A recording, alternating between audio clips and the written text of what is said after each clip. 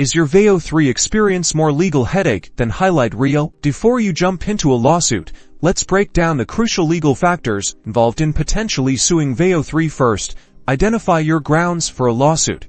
This could stem from a breach of contract if Veo 3 failed to deliver promised services, like consistent recording quality as advertised, or product liability if the camera caused damage or injury due to a defect. Next, carefully review Veo's terms and conditions and warranty agreements. These documents outline their responsibilities and limitations of liability, which could significantly impact your case. Consider the financial implications. Lawsuits can be expensive, involving court fees, attorney costs, and expert witness fees. Factor in a potential for a lengthy legal battle and the possibility of not winning the case. Seek legal counsel. Consult with an attorney specializing in contract law or product liability. They can assess the merits of your case, advise you on the best course of action, and represent you in court, if necessary.